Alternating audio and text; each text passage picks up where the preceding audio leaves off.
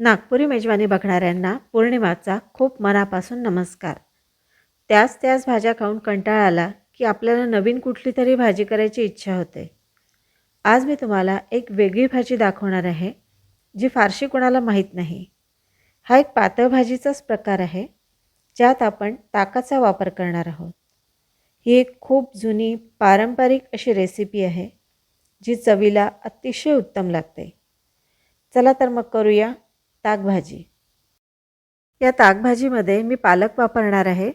त्यासाठी मी अर्धा किलो कोवळा असा छान पालक घेतलेला आहे. ही पालक भाजी मी स्वच्छ धुवून घेतली आहे. तुम्ही पालकाऐवजी मेथी, अळूची पानं, चंदन बटवा किंवा आंबट चुका देखील वापरू शकता. हा पालक आता आपल्याला ब्लांच करून घ्यायचा आहे. त्यासाठी गरम पाण्यात 2 ते 3 मिनटं हा पालक बुडवून ठेवायचा आहे. पालकाचा रंग हिरवा कंच राहण्यासाठी मी त्यात थोडासा खायचा सोडा घातला आहे. 2 मिनटं बुडवून ठेवल्यानंतर ही पालक बाहेर काढून घ्यायची.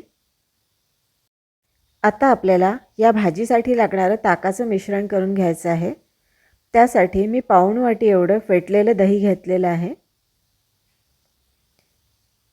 पाऊण वाटी एवढंच पाणी मी त्यात ॲड करणार आहे.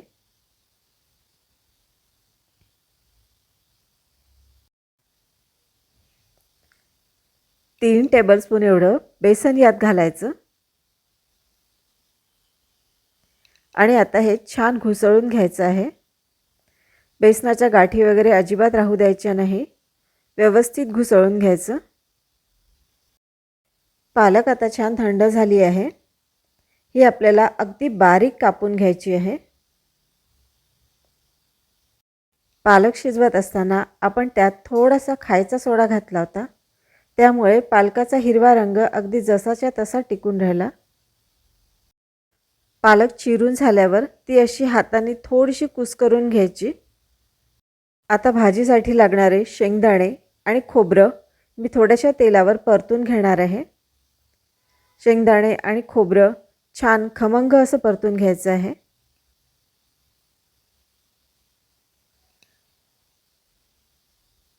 खोबऱ्याचा रंग आता बदलला आहे. आता हे दोन्ही जिन्नस काढून घेऊया.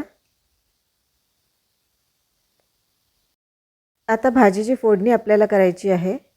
त्याच उरलेल्या तेलामध्ये मी आता थोडंसं जिरं घातलं आहे. 2 सुक्या मिरच्या घालायच्या. 1.5 इंच आलं मी किसून घातलेलं आहे. 1 हिरवी मिरची घातली आहे. थोडीशी कढीपत्त्याची पानं घालायची आणि आता हिंग घालायचा. हे सगळं छान तेलावर परतवून घ्यायचं आहे. 1 टीस्पून एवढी हळद घालायची. चवीनुसार तिखट घालायचं. ही भाजी फार तिखट नसते. थोडीशी धणाजिऱ्याची पूड घालायची आणि आता यात बारीक चिरलेली पालकाची भाजी घालायची आणि हे छान व्यवस्थित परतून घ्यायचं. पालक परतून झाल्यावर आता यात मीठ घालायचं चवीनुसार. मी 1.5 चमचा मीठ घालत आहे.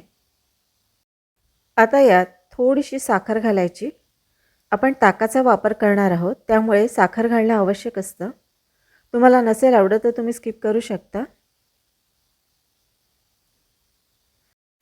आता यात ताक आणि बेसनाचं जे मिश्रण आपण केलं होतं ते घालायचं. हे मिश्रण घातल्यावर थोडा वेळ ढवळत राहायचं. तुम्हाला भाजी किती घट्ट पातळ हवी आहे त्यानुसार तुम्ही यात पाणी ॲड करू शकता. भाजीला मी 3 ते 4 मिनटं छान उकळून घेतलेलं आहे. आता ही बऱ्यापैकी शिजत आलेली आहे. यात आता थोडंसं साजूक तूप घालायचं. साजूक तूप घातल्याने भाजीला खूप छान चव येते. आता यात तळलेले शेंगदाणे आणि खोबरं घालायचं आणि छान मिक्स करून घ्यायचं. ही भाजी आता आपल्याला आणखी उकळून घ्यायची आहे. वर तेलाचा तवंग येईपर्यंत आपल्याला ही भाजी शिजवून घ्यायची आहे. थोडीशी कोथिंबीर घालायची. कोथिंबीरीने भाजीला खूप छान सुगंध येतो. या भाजीला व्यवस्थित उकळून घेणं खूप आवश्यक असतं, कारण आपण यात बेसन वापरलेलं आहे. ते बेसन पूर्णपणे शिजलं पाहिजे.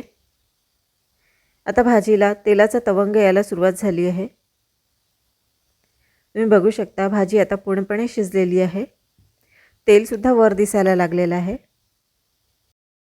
पालकाची ताकभाजी आता तयार आहे खाण्यासाठी. ही भाजी तुम्ही पोळीसोबत, भातासोबत, मुगाच्या खिचडीसोबत एन्जॉय करू शकता. तेव्हा अशी पालकाची ताकभाजी तुम्ही करून बघा. आमच्याकडे ही भाजी खूप आवडीने खाल्ली जाते. तुम्हालासुद्धा नक्की आवडेल. तेव्हा अशी भाजी करून बघा आणि ही रेसिपी जर आवडली तर मला कॉमेंट करून नक्की सांगा. चॅनलवर तुम्ही नवीन असाल तर सबस्क्राईब अवश्य करा. पुन्हा भेटूया आणखी एका नवीन रेसिपीसह. तोपर्यंत गुड बाय.